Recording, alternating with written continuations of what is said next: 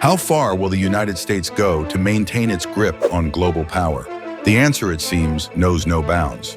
Today, we're pulling back the curtain on a sinister plot to oust Bangladesh's Prime Minister, Sheikh Hasina, an orchestrated move by the United States, not just to destabilize a government, but to balance out India's growing influence.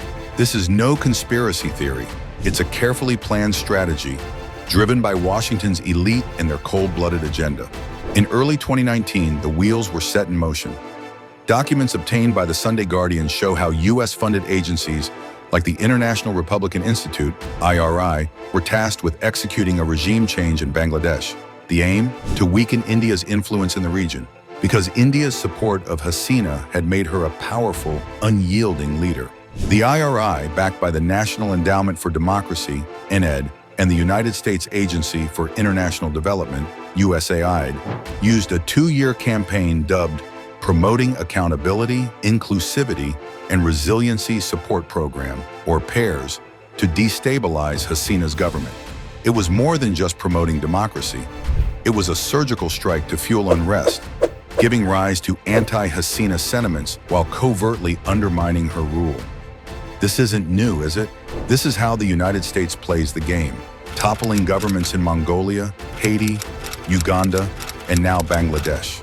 Regime change is their forte, wrapped in the disguise of democracy. But look closer, and what you see is a superpower pulling strings to ensure its dominance. So who's next? Let's not forget who they blame: India. These same documents explicitly criticize India's interference in Bangladesh, accusing New Delhi of corrupting political competition in favor of Hasina's Awami League.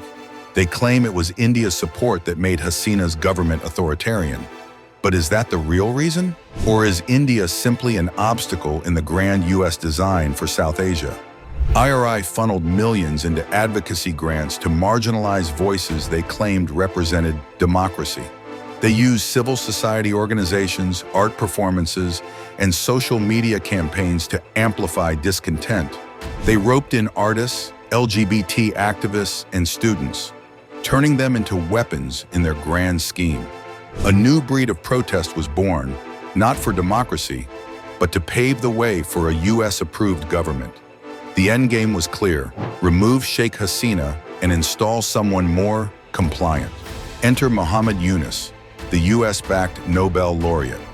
Convenient, isn't it? A man who has long clashed with Hasina, and one who was conveniently placed as the new interim head. Does this sound like democracy? Or a well-coordinated coup with Washington's fingerprints all over it? And let's not forget the influence of the highest U.S. officials. In 2011, then Secretary of State Hillary Clinton personally pressured Hasina to drop corruption investigations into Yunus, threatening her son with IRS audits if she didn't comply. The U.S. establishment made its message clear: step aside or face the consequences. IRI's role wasn't just to incite protests, but to exploit every vulnerability. The pandemic, social media crackdowns, and even the Digital Security Act passed by Hasina, all were weaponized against her. The US didn't need tanks or soldiers.